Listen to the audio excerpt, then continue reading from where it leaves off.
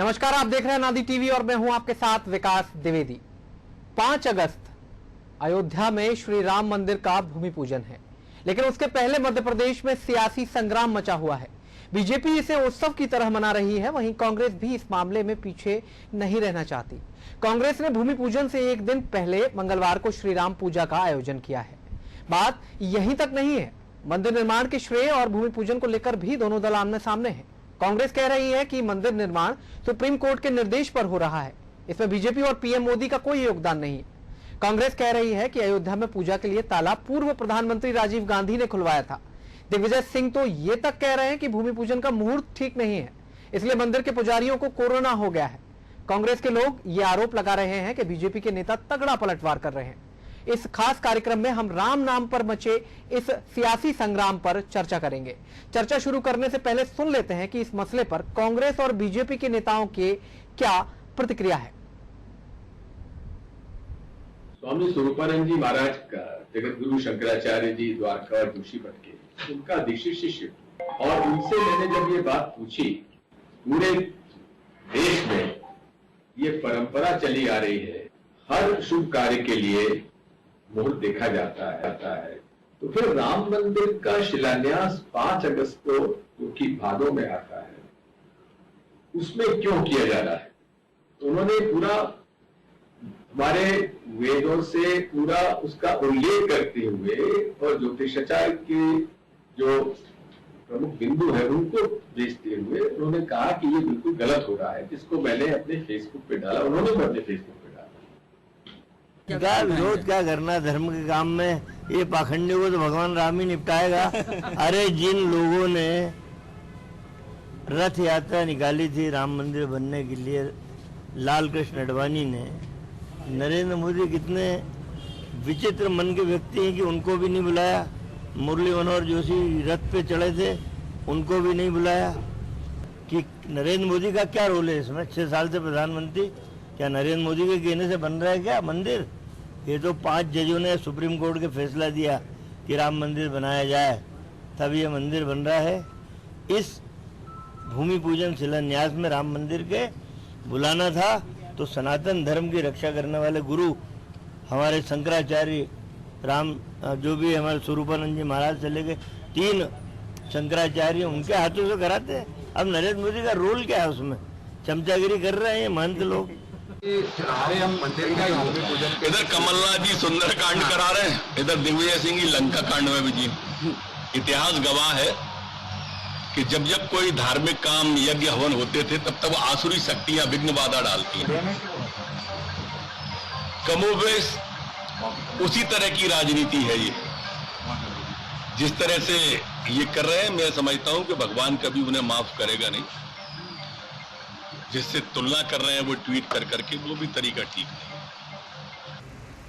सही मायने में दिग्विजय सिंह जी को यह बात अच्छी नहीं लग रही कि इस देश में राम का मंदिर का निर्माण हो रहा है, क्योंकि दिग्विजय सिंह जी तो तुष्टीकरण की राजनीति को आगे बढ़ाना चाहते हैं और राम मंदिर के लिए सही मुहूर्त अच्छे हैं। दिग्विजय सिंह जी जैसे विघ्न संतोषियों को मैं यही कहना चाहता हूं कि सालों के इंतजार के बाद इस देश के करोड़ों लोगों के मन की आस पूरी हुई है और राम के मंदिर का मार्ग प्रशस्त हुआ है। दिग्विजय सिंह जी अपनी राजनीति को अपने घर में रखिए और राम मंदिर के भूमि पूजन और राम मंदिर के निर्माण को विवादास्पद मत बनाइए। वहीं दूसरी तरफ देखो, जिसकी जैसी भावना रही वो वैसा सोचेगा। राम का मुहूर्त है, कौन देखेगा ये तो राम ही जाने। राम जो जगत निर्माता है, नक्षत्र ग्रह दिशाएं चौगड़ियां जिसके साथ चलती हैं, उसका मुहूर्त देखने की कोशिश मत करो। मुहूर्त देखना है तो खुद का मुहूर्त देखो कि खुद के दिन कितने गर्दिश में चल रहे हैं, किन कारणों से चल रहे हैं, खुद के चल रहे हैं और खुद के कर्मों से दूसरों के चल रहे हैं। जिस दल ने राम को काल्पनिक बताया था, जिसने राम के बारे में कहा था राम लला हम आएंगे मंदिर वहीं बनाएंगे, ये लोग कभी मंदिर नहीं बनाएंगे, तारीख नहीं बताएंगे, जो मजाक उड़ाते थे, अब वो राम के सामने साष्टांग इसलिए हो गए क्योंकि ये राम ने बता दिया कि नर को समझ लेना चाहिए नारायण बड़ी तारीफ। तो ये थी प्रतिक्रियाएं कांग्रेस और बीजेपी के नेताओं की। तो ये जो प्रतिक्रियाएं आई थी वो हमने आपको सुनवाई कि किस तरह से कांग्रेस और बीजेपी राजनीति करती हुई नजर आ रही है। एक बार पूरे मसले पर नजर डालें तो 1528 से शुरू हुआ पूरा घटनाक्रम आज 5 अगस्त का दिन जो है उस दिन इसका पटाक्षेप होने जा रहा है। कांग्रेस ने तमाम तरह की प्रतिक्रियाएं अपनी दी हैं, बीजेपी ने अपनी प्रतिक्रियाएं दी हैं। दोनों दलों के नेता अपने अपने श्रेय की जो होड़ है उसमें व्यस्त दिखाई देते हैं। आने वाले समय में चुनाव भी हैं और इसके साथ ही तमाम चर्चाएं ऐसी हैं जिनको लेकर के आज हम इस चर्चा में कई मेहमानों को जोड़ने वाले हैं। फिलहाल जो हमने आपको जानकारी दी उसमें आपने साफ तौर पर देखा कि किस तरह से दिग्विजय सिंह मुहूर्त का जिक्र करते हुए आए हैं। उन्होंने कहा है कि सही मुहूर्त नहीं है, 5 अगस्त को मुहूर्त बदल दिया जाना चाहिए। उन्होंने तो यह भी कह दिया कि पुजारी वहां के बीमार हो रहे हैं, कोरोना से संक्रमित हो रहे हैं क्योंकि मुहूर्त ठीक नहीं है। इसके बाद सज्जन सिंह वर्मा की प्रतिक्रिया भी हमने सुनी जिसमें वो साफ तौर पर कहते हुए नजर आए कि इसका शिलान्यास जो है किसी साधु संत के द्वारा किया जाना चाहिए था। लालकृष्ण आडवाणी जी की उन्होंने बात की, मुरली मनोहर जोशी की उन्होंने बात की, लेकिन इसके साथ ही वो कहते हुए नजर आए कि 6 साल से प्रधानमंत्री हैं नरेंद्र मोदी और उनका इसमें श्रेय क्या है। सुप्रीम कोर्ट का सारा जजमेंट है और सुप्रीम कोर्ट के न्यायाधीशों को इसका श्रेय मिलना चाहिए। इसके अलावा बीजेपी से भी हमने प्रतिक्रियाएं जानने की कोशिश की तो गृह मंत्री नरोत्तम मिश्रा का एक बयान सामने आता है जिसमें साफ तौर पर वो कहते हुए नजर आते हैं कि आसुरी शक्तियां शुभ कार्यों में विघ्न उत्पन्न करने की हमेशा से कोशिश करती आई हैं और वही अब किया जा रहा है। लंका कांड और जिस तरह से सुंदर कांड की बात करते हुए वो नजर आए हैं। इसके बाद विश्वास सारंग जी की भी प्रतिक्रिया हमने जानी। रामेश्वर शर्मा जो कि प्रोटेम स्पीकर हैं उन्होंने भी अपनी प्रतिक्रिया दी है कि जिसने सारा जगत बनाया है, सारे दिन नक्षत्र निकर बनाए हैं, उस ईश्वर के मंदिर को बनाने में किस मुहूर्त की आवश्यकता है। तो फिलहाल चर्चा में हमसे जुड़ेंगे बहुत सारे मेहमान और इसी कड़ी में हमारे साथ कांग्रेस प्रवक्ता योगेश शर्मा जी जुड़ चुके हैं। दुर्गेश शर्मा जी जुड़ चुके हैं, उनसे बातचीत करते हैं। दुर्गेश जी बहुत बहुत स्वागत है अनादि टीवी में आपका। नमस्कार जी। दुर्गेश जी, मुहूर्त को लेकर के काफी चर्चाएं हो रही हैं कि 5 अगस्त का मुहूर्त सही नहीं है, पहले आपकी प्रतिक्रिया। मैं तो जात से जरूर ब्राह्मण हूँ पर कर्म से ब्राह्मण नहीं हूँ जी। पर सामान्य तौर पे जो देखा जा रहा है या जो पंडित और हमारे शंकराचार्य जी कह रहे हैं उनके हिसाब से तो मुहूर्त अच्छा नहीं है जी। शुरुआत भी जो हो रही है वो अच्छी नहीं हुई है। हमारे गृह मंत्री महोदय भी कोरोना पॉजिटिव हो गए जी। उत्तर प्रदेश के अंदर काफी लोग कोरोना पॉजिटिव हो गए। एक मंत्री की डेथ हो गई जिसमें साधु संत हैं वहाँ पर, वो कोरोना पॉजिटिव हो गए। तो परिस्थितियां और माहौल तो अनुकूल नहीं लग रहा है जी। पर भारतीय जनता पार्टी की अपनी राजनीति भी है राम मंदिर के पीछे। यानी कि दुर्गेश जी अब भगवान को भी मुहूर्त की आवश्यकता होगी, जो सर्वशक्तिमान है, जिसने दिन नक्षत्र निकर बनाए हैं, उनको भी किसी मुहूर्त की आवश्यकता आप मानते हैं? भगवान रामचंद्र जी का जी। जब दुर्गेश जी हमारे साथ एक मेहमान और भी जुड़ गए हैं, बीजेपी प्रवक्ता दीपक विजयवर्गीय भी जुड़ गए हैं, उनको भी हम साथ में लेते हैं। दीपक जी बहुत बहुत स्वागत है आपका अनादि टीवी में। जी बहुत धन्यवाद, नमस्कार जी। दीपक जी, हम दुर्गेश जी की प्रतिक्रिया जान रहे थे, हम चाहते हैं कि आप भी वो सुने। दुर्गेश जी अपनी बात जारी रखें। जी, मैंने कहा मुहूर्त तो समय के अनुसार सभी हर धार्मिक कार्य के लिए देखा जाता है। सनातन संस्कृति कहती है बिना मुहूर्त के कुछ नहीं होता। रामचंद्र जी का राज्याभिषेक की बात आई थी तब भी मुहूर्त निकाला गया था जी। तो मुहूर्त अपनी जगह एक महत्व रखता है जी। ये अलग बात है कि भगवान का काम करने के लिए मुहूर्त की आवश्यकता नहीं होना चाहिए। भगवान स्वयं में अपने आप में सक्षम और उनके उससे आशीर्वाद से पूरी धरा चल रही है जी। दुर्गेश जी, यहाँ जब यूपीए 2 गवर्नमेंट के समय कांग्रेस ने राम के अस्तित्व को ही नकार दिया था, राम सेतु के मुद्दे को लेकर, आज वही कांग्रेस पूजा करने जा रही है और राम की बात कर रही है, क्यों? राम सेतु के मुद्दे पर आपको राम सेतु हटाकर वहां पर जो राह बनाने की बात थी वो किसका प्रोजेक्ट था, क्या आपको मालूम है? जी बिल्कुल पता है, अगर आप मुझे बताएंगे तो खुशी होगी, अन्यथा मैं भी आपको बहुत सारी जानकारियां देने वाला हूँ इस कार्यक्रम के माध्यम से। वो आप बताएंगे तो ऑथेंटिक लगेगा, मैं बताऊंगा तो अभी भारतीय जनता पार्टी के नेतागण जो है बिल्कुल नहीं कहेंगे। हम आपकी ही प्रतिक्रिया जानना चाहते हैं। हम दस्तावेज लेकर के बैठे हैं कि 1528 से लेकर आज 2020 तक क्या कुछ हुआ है। दुर्गेश जी बता रहा हूँ, अटल बिहारी वाजपेयी जी का प्रोग्राम था वो जी। अटल बिहारी वाजपेयी जी ने ही प्रोजेक्ट बनाया था और राम सेतु को तोड़ के उस जगह से राह निकालने का। जी, तो उस पर कांग्रेस काम कर रही काल थी। में पंडित जवाहरलाल नेहरू जी ने मूर्ति की स्थापना करी थी अयोध्या में। जी, इंदिरा जी और राजीव गांधी जी ने दर्शन लाभ प्राप्त करने के लिए, दर्शन और आशीर्वाद लेने के लिए दुर्गेश जी, पट खोले थे। 1949 का घटनाक्रम क्या आपको याद है कि उस समय क्या कुछ हुआ था? क्या कुछ प्रतिक्रिया आई थी मंदिर में मूर्तियां मिलने के बाद पंडित जवाहरलाल नेहरू की? जी, 1949 में जब मूर्तियां मंदिर से मिली, उसके बाद क्या कुछ प्रतिक्रिया आई थी? देश के प्रधानमंत्री थे पंडित जवाहरलाल नेहरू, उसका भी जरा जिक्र कर दें।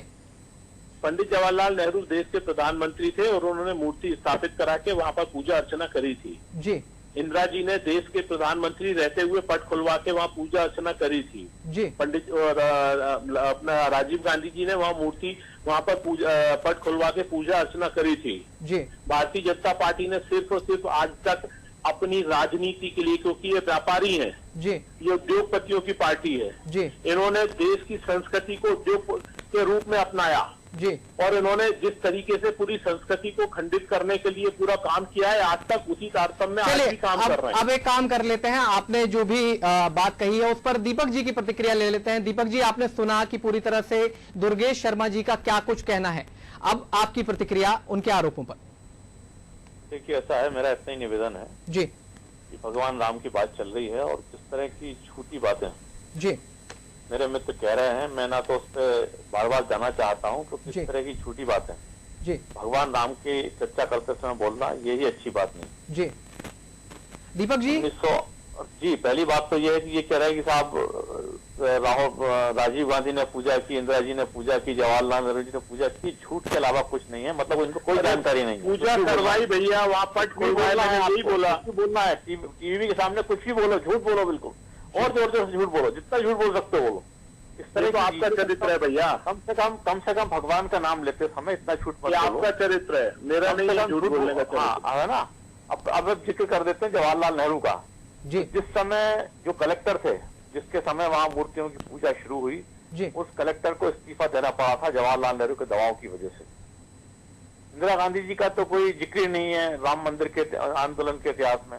जी लेकिन जब राजीव गांधी जी के समय आंदोलन हुआ था तो ताला खोलने के लिए उन्हें मजबूर होना पड़ा था।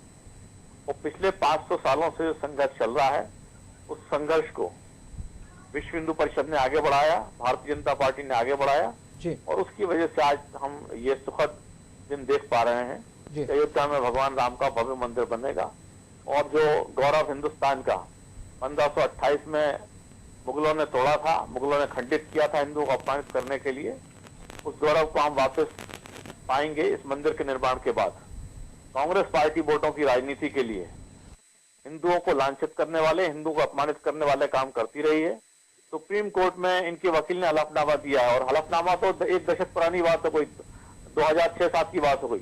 अभी 3-4 साल पहले तक जब राम मंदिर निर्माण के लिए सुप्रीम कोर्ट में चर्चा की बात शुरू हुई कि सुप्रीम कोर्ट इस मामले में फैसला करेगी, बात रखी जाए, तो कपिल सिब्बल और कांग्रेस पार्टी के जो भी वकील नेता हैं वो इस बात को, इस केस को आगे नहीं बढ़ने देना चाहते थे जी और इसको लगातार राजनीति में घसीट रहे थे कि इस चुनाव के बाद करो, उस चुनाव के बाद करो। जी तो ये लोग झूठ, मैं समझता हूँ किसी भी हद तक जा सकते हैं सत्ता के लिए। जी कांग्रेस पार्टी ने केवल सत्ता के लिए इस देश का विभाजन करवाया, इस देश के टुकड़े करवाए, हिंदुओं का कत्लेआम करवाया। दीपक जी, एक और छोटे सवाल का बोला जवाब, रखा था। एक छोटा सा सवाल और जो दुर्गेश जी की प्रतिक्रिया में निकल करके आया था, जिस तरह से वो कह रहे थे कि अटल बिहारी वाजपेयी जी का प्रोजेक्ट था, उन्होंने ही इसको हरी झंडी दी थी और आगे बढ़ाया था राम सेतु को तोड़ने के लिए। इस पर और आप जवाब दे दीजिए। झूठ के अलावा कुछ नहीं है। सरकार के बहुत सारे अफसर कुछ प्रोजेक्ट तैयार करते हैं जी कि ट्रांसपोर्ट यहाँ से शॉर्ट हो जाएगा, ट्रांसपोर्ट बड़ा हो जाएगा जी, लेकिन उस समय इस प्रोजेक्ट पे कोई कार्रवाई नहीं हुई। जी सरकारी अफसर बहुत सारे प्रोजेक्ट तैयार करते हैं जी लेकिन किसी सरकार ने इसको आगे नहीं बढ़ाया। जी जब ये मनमोहन सिंह जो सरकार थी तब उन्होंने राम सेतु को तोड़ने के लिए कार्रवाई शुरू करने की बात की और राम मंदिर वहां पर भगवान राम ने सेतु नहीं बनाया, ये एडम्स ब्रिज है, अनादिकाल से अपने आप बना हुआ है, भगवान राम के अस्तित्व का कोई प्रमाण नहीं मिलता। ये कांग्रेस के वकीलों ने सुप्रीम कोर्ट में कहा है जी, यूपीए सरकार के वकीलों ने सुप्रीम कोर्ट में कहा है। तो आप झूठ बोल कांग्रेस की कितना भी झूठ बोल सकते हैं क्योंकि इनकी कोई अंतरात्मा नहीं है, सब कुछ बेच के खा चुके हैं ये लोग। चलिए दुर्गेश जी, अब हम आपकी तरफ आते हैं। जिस तरह से कपिल सिब्बल द्वारा दलीलें दी गई यूपीए 2 के समय कि राम सेतु नहीं है, राम के अस्तित्व पर प्रश्न चिन्ह खड़े कर दिए। मैं बात दोहरा रहा हूं फिर से। पहले एक बात पूछना चाहूंगा माननीय विजयवर्गीय जी से कि कांग्रेस पार्टी ने कभी भी न्यायालय में पक्ष रखने के लिए अपनी पार्टी के तरफ से किसी वकील को उतारा था क्या? इतिहास में कहीं कोई दस्तावेज है? इसलिए कांग्रेस पार्टी का नाम ले लेके झूठ ना बोले। नंबर दूसरा, यदि अटल बिहारी वाजपेयी के टाइम पे राम सेतु को तोड़ने का प्रोजेक्ट बनता है तो वो अधिकारी करते हैं, बाकी सारे काम जो है वो कांग्रेस पार्टी के नेता करते हैं। शर्म आना चाहिए इस तरीके की दलील देने के लिए। अटल बिहारी वाजपेयी जी की सरकार में शर्म आनी चाहिए जिस तोड़ने प्रोजेक्ट के बारे में एक कदम आगे नहीं बढ़े और आप झूठ बोल रहे हैं अटल जी का नाम लेके, जो इस संसार में नहीं है। इतना तुम आप जैसा झूठे आदमी से चर्चा करना बेकार है, मैं समझता हूँ। इतना झूठ मत एक कदम आगे नहीं बढ़ा। स्वस्थ चर्चा अगर होगी तो बहुत सारी चीजें निकल करके आएंगी। आपको मेरे साथ चर्चा करने में दिक्कत है, घर निकल लीजिए। मैंने पीले काम आपके घर। मैं आप दोनों सदस्यों से निवेदन करना चाहता हूं, हम दोनों मेहमानों से निवेदन करना चाहता हूं कि अगर हम आपको अनादि टीवी से निवेदन करना चाहता हूं, इतनी झूठ बर्दाश्त की हो सकती। झूठ पे झूठ बोला जाए, कुछ भी झूठ बोला जाए, ये इतनी बेहयाई की बात भगवान राम के समय की जाए। दीपक जी इसी बात को लेकर के हम चर्चा करने के लिए बैठे हैं। सुमित जी, आप लगता है मैं अनादि से बात कर रहा हूं। भारतीय जनता पार्टी के दीपक विजयवर्गीय जी से हमारा संपर्क टूट गया है। दुर्गेश जी, जिस तरह से कहा जा रहा है, आपका कहना है कि जो चर्चा हुई और जो आगे बढ़ा मसला 1989 में ताले खुलवाए गए, लेकिन उसको लेकर के साफ कहा जाता है कि शाहबानो केस के बाद बहुसंख्यक वर्ग को साधने के लिए ये किया गया था राजीव गांधी के द्वारा प्रयास। क्या कहेंगे आप? किसी चीज को जब भारतीय जनता पार्टी कहेगी तो वो राजनीति नहीं, साधने के लिए नहीं, व्यक्तिगत क्या हिसाब से काम कर रही है। और कांग्रेस कुछ काम करे तो उसका आप राजनीतिकरण करने लगे, ये कोई औचित्य नहीं है। और जो बात अभी माननीय कह रहे थे विजयवर्गीय जी, अपने सांसद से बात कर लें जी। भारतीय जनता पार्टी के सांसद है सुब्रमण्यम स्वामी जी, जिन्होंने अभी इंटरव्यू में खुद ही कहा है, मैंने नहीं बुलवाया उनसे टीवी 9 के इंटरव्यू में जी, कि पंडित जवाहरलाल नेहरू और राजीव गांधी और अशोक सिंघल जी 3 लोग हैं जिन्होंने राम मंदिर के लिए कुछ किया है। भारतीय जनता पार्टी, माननीय श्री नरेंद्र मोदी जी और इन लोगों ने कुछ नहीं किया। अटल बिहारी वाजपेयी ने अड़ंगे लगाए थे, ये उनके वक्तव्य मेरे नहीं है जी, कांग्रेस पार्टी के वक्तव्य नहीं है जी। अब हमको झूठा सिद्ध करने का प्रयास यदि भारतीय जनता पार्टी करे तो करती रहे, उसके उसके झूठ और सच से थोड़ी कांग्रेस पार्टी आज तक अपने अस्तित्व में। जनसंघ से लेकर पार्टी यदि देश में ये काम कर रही है, दुर्गेश जी आज यदि इतने आगे आया है और देश में आज राम मंदिर का निर्माण होने जा रहा है, तो उसमें कांग्रेस पार्टी का अपना जो कार्य है वो सबको मालूम है। इनकी सफाई इनकी तरफ से तमगा नहीं लेना हमें। दुर्गेश जी, जनसंघ से लेकर भारतीय जनता पार्टी, और भारतीय जनता पार्टी आज जिस मुकाम पर खड़ी है वो राम का नाम लेकर के आगे बढ़े हैं। उन्होंने कहा था दुर्गेश जी, आप बात सुन लीजिए, आप भी बात सुनिए, ये आंकड़े, ये तथ्य गलत नहीं हो सकते जो सामने रखे हुए हैं। जिस तरह से बार बार राम मंदिर के अस्तित्व को प्रश्न चिन्ह लगाकर सुप्रीम कोर्ट में हलफनामा दायर किया गया और बाकी सारी बातें कही गई, उस पर भी तो आप प्रतिक्रिया दें। पूरी प्रतिक्रिया दे रहा हूं, पहले आप अपनी जानकारी और अपना इतिहास सुधार लें। जी, हमारा इतिहास सुधरा हुआ है, आप प्रश्न पूछ सकते हैं, लाइव देख रहे हैं दर्शक, पूछिए दुर्गेश जी, मैं जवाब देने के लिए आपको तैयार हूं। के लिए बुलाया तो मेरी बात सुनिए जी, बताएं। जनसंघ के इतिहास में कहीं राम मंदिर का जिक्र भी नहीं है जी, और जनसंघ ने कभी राम मंदिर के बारे में मैंने ये नहीं कहा कि जनसंघ का एजेंडा था, मैंने ये कहा जनसंघ से लेकर भारतीय जनता पार्टी तक के लिए काम किया। दुर्गेश जी, आप बात को दुरुस्त कर लें, मैंने ये नहीं कहा जनसंघ के एजेंडे में राम मंदिर शामिल था, मैंने ये कहा जनसंघ से लेकर भारतीय जनता पार्टी तक। मैं इसीलिए कह रहा हूँ कि जनसंघ से लेकर जो शब्द आप ले रहे हैं ना जी, वो जनसंघ तो अस्तित्व में नहीं है भारतीय जनता पार्टी के से पहले जब राम मंदिर का मामला था जी। ये तो राजनीति करने के लिए भारतीय जनता पार्टी राम मंदिर के गाना गाने लगी, नहीं तो राम मंदिर से पहले ये हमेशा उद्योगपतियों की पार्टी रही है और जो आज भी उद्योगपतियों की पार्टी रही है। लेकिन पटाक्षेप तो उन्होंने ही किया पूरे मसले का, मंदिर तो वही बनवा रहे हैं। दुर्गेश जी, मंदिर तो अंततः उन्हीं की सरकार में बन रहा है, इस पर क्या कहेंगे? कोई एहसान नहीं हो रहा जी, कोर्ट का निर्णय है। यदि ये सदन के अंदर लाके और कोई नोटिफिकेशन जारी करके मंदिर बनाते तो मैं सैल्यूट करता कि हाँ आपने बनवा दिया। 70 सालों में कांग्रेस ने कुछ क्यों नहीं कर पाया? सरकार इनकी कौन सी सरकार? 70 सालों में सरकारें क्यों सफल नहीं है भाई? तब से भारतीय जनता पार्टी का निर्णय हो गया जी, ये कोर्ट का निर्णय है। इन्होंने निर्णय लिया होता सदन के अंदर बैठ के, बिल्कुल सर्वोच्च न्यायालय का निर्णय है। 3 तलाक पे निर्णय लिया, सबने माना। 370 पे निर्णय लिया, दुर्गेश मैंने जी देखा, हमारे सबने साथ माना। एक और मेहमान चर्चा में जुड़ गए हैं, विकास बौंदेरिया जी हमारे साथ चर्चा में जुड़ गए हैं। हम स्वागत करते हैं विकास जी आपका अनादि टीवी में। नमस्ते। विकास जी, चर्चा जिस तरह से चल रही है लगातार, कांग्रेस कह रही है कि राम मंदिर को लेकर के जिस तरह के बयान आ रहे हैं, मुहूर्त को लेकर के जिस तरह के बयान आ रहे हैं, उसको लेकर के हम चर्चा करने के लिए बैठे हुए हैं। और हमारे साथ कांग्रेस प्रवक्ता हमारे मेहमान दुर्गेश शर्मा जी भी जुड़े हुए हैं, उनकी प्रतिक्रिया हम ले रहे थे लगातार। पहले उनकी प्रतिक्रिया सुन लेते हैं, फिर हम आप तक आते हैं। दुर्गेश जी बात जारी रखें अपनी। मेरा ये कहना है, राम मंदिर के निर्माण में भारतीय जनता पार्टी का 0/0 योगदान है जी। यदि भारतीय जनता पार्टी सदन के अंदर राम मंदिर निर्माण के लिए कोई प्रस्ताव लेके आती और सदन के माध्यम से करती, तो मैं मान लेता कि भारतीय जनता पार्टी की सरकार ने राम मंदिर निर्माण का मार्ग प्रशस्त किया जी। ये न्यायालय ने प्रशस्त किया है। जो हम प्रथम दिन से कह रहे हैं कि न्यायालय के निर्णय को मानना सबका काम है और सब मानेंगे जी, और वही हुआ है। ये भी कोई इन्होंने एहसान नहीं किया हिंदुस्तानियों के ऊपर, हिंदुस्तान के किसी नागरिक के ऊपर। चलिए ठीक है दुर्गेश जी, हम आपकी बात मान लेते हैं और प्रतिक्रिया ले लेते हैं। हमारे जो नए मेहमान हमारे साथ जुड़े हैं, विकास बौंदरिया जी। विकास जी, आपने सुना दुर्गेश जी क्या कह रहे हैं, इस पर आपकी प्रतिक्रिया।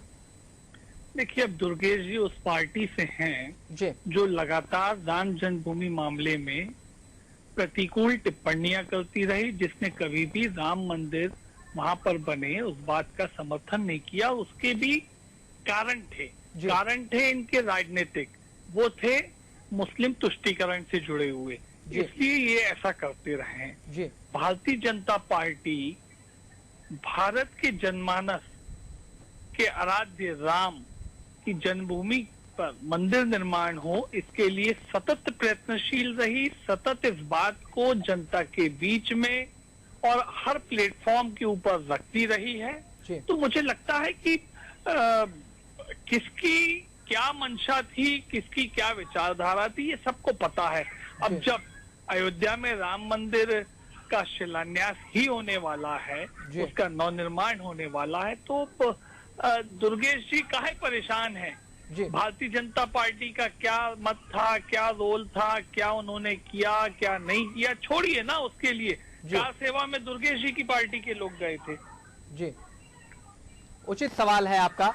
चलिए फिलहाल चर्चा में हमसे आप जुड़े और आपने अपनी प्रतिक्रिया भी दी। एक सवाल और विकास जी यहां पर निकल करके आता है। दुर्गेश जी की जो प्रतिक्रिया थी कि कांग्रेस ने लगातार जिस तरह से वो कहते हुए नजर आए कि राजीव गांधी जी ने ताले खुलवाए थे, पूजा भी की थी, ये बात भी उन्होंने कही है। और इसके साथ ही वो कहते हैं कि ये न्यायालय का फैसला है, इसमें भारतीय जनता पार्टी का कोई योगदान नहीं है। एक छोटी सी प्रतिक्रिया इस सवाल के ऊपर। मुझे लगता है कि यकीनन न्यायालय ने फैसला दिया है और जनमानस के अनुकूल दिया है। न्यायालय में हम सत्य का पक्ष लेके हमेशा पुरजोर बातचीत करते रहे हैं। हमने लेकिन कभी ऐसा नहीं कहा कि हम साक्ष्य सबूत और आस्था सबको देख रहे थे और फिर भी उससे इनकार कर रहे थे। हमने ये नहीं किया जो दुर्गेश जी की पार्टी ने किया। और देखिए, जहां तक 1989 का सवाल है, राजीव गांधी जी ने तो मसले के और विवाद को आगे बढ़ाया है। उस वक्त न्यायालय ने आदेश दिया था ताला खोलने का। राजीव गांधी जी की सरकार की मजबूरी थी न्यायालय के आदेश के अनुपालन करने की, वो उन्होंने किया। उस वक्त भी भारतीय जनता पार्टी के अनुषांगिक संगठन के लोग ही न्यायालय में बार बार दरवाजा खटखटा रहे थे कि यहाँ पे राम मंदिर का ही निर्माण हो सकता है, वही होना है। अध्यादेश भी लाया गया था उसके बाद। विकास जी, बदल गई है। 92 में अध्यादेश भी लाई थी कांग्रेस और उन्होंने कहा था कि वहां पर तमाम तरह की एक मंदिर, एक मस्जिद और तमाम तरह का ब्यौरा था उसमें अध्यादेश के अंदर। देखिए, आप हम सब समझते हैं राम मंदिर तो देश में अनेक जगह है जी। राम मंदिर कहाँ बनाया जाना था? जहाँ राम लला का जन्म हुआ है। क्या अध्यादेश एग्जैक्ट उसी स्थान को लोकेट कर उसी लोकेशन पे राम मंदिर निर्माण के लिए लाए थे? क्या ये नहीं लाए थे? अगर ऐसा लाए होते, चलिए फिलहाल मंदिर तब बन गया होता। विकास जी, क्या दिक्कत? हमारे पास समय का अभाव है, आज की चर्चा में हम और आगे नहीं जा सकते, इसलिए हम अपने दोनों मेहमानों का धन्यवाद करते हैं। दुर्गेश जी और विकास जी, हमसे चर्चा में जुड़ने के लिए और अपनी प्रतिक्रिया देने के लिए बहुत बहुत शुक्रिया आप दोनों मेहमानों का। तो इस वक्त की ये जो कहानी निकल करके सामने आ रही है, सभी प्रतिक्रियाएं हमने आपके सामने रखी और उसके बाद कांग्रेस और बीजेपी का पक्ष जानने की कोशिश की। दीपक विजयवर्गीय जिस तरह से कहते हुए नजर आए और हालांकि वो चले भी गए, उन्होंने फोन लाइन भी कट कर दी कि इतना झूठ वो बर्दाश्त नहीं करेंगे, जिस तरह से दुर्गेश शर्मा जी ने अपनी प्रतिक्रिया दी है। और उसके अलावा हमने विकास बौंदरिया जी को जोड़ा। चर्चाएं तमाम हैं, पूरी चीजें अगर खंगाल करके देखते हैं तो इतिहास बहुत कुछ बयां करता है। कांग्रेस का यह कहना है कि बीजेपी ने कुछ भी नहीं किया है, वहीं बीजेपी का कहना है कि हमारी ये बहुत बड़ी उपलब्धि है और जिस तरह से आज मंदिर बनने जा रहा है, ये पूरे देश की भावनाओं का सम्मान है। रामलला को किसी भी मुहूर्त के शुभ मुहूर्त की आवश्यकता नहीं है, क्योंकि जो सर्वेश्वर हैं, जो सर्वशक्तिमान हैं, जिन्होंने नक्षत्र और निकर बनाए हैं, उनको किसी भी मुहूर्त की आवश्यकता नहीं पड़ती। लेकिन तमाम तरह के विरोधों और तमाम तरह की सियासत के बीच मध्य प्रदेश का सियासी पारा गर्म है। अब देखना यह होगा कि आने वाले दिनों में, यानी कि 5 अगस्त को भूमि पूजन है और उसके पहले क्या कुछ प्रतिक्रियाएं मध्य प्रदेश में नेताओं की आती हैं, क्योंकि मध्य प्रदेश में उपचुनाव भी होने वाले हैं। 4 अगस्त को कांग्रेस पूजन करने जा रही है, यानी कि शिला पूजन, भूमि पूजन जो होना है उसके ठीक एक दिन पहले कांग्रेस को अचानक कैसे राम याद आ गए, ये तो सभी जानते हैं और इतिहास इस मामले में कई अहम दस्तावेज अपने अंदर समेटे हुए हैं। तो हम लगातार चर्चा करते रहेंगे और जो भी प्रतिक्रियाएं हमारे पास मध्य प्रदेश की सियासत के नेताओं की निकल करके आएंगी, वो हम अब तक पहुंचाते रहेंगे। फिलहाल इस चर्चा से आप बहुत कुछ समझे होंगे और बहुत सारा सार हमने निकालने की कोशिश की। फिलहाल मुझे दीजिए इजाजत। बहुत बहुत शुक्रिया, बहुत बहुत धन्यवाद।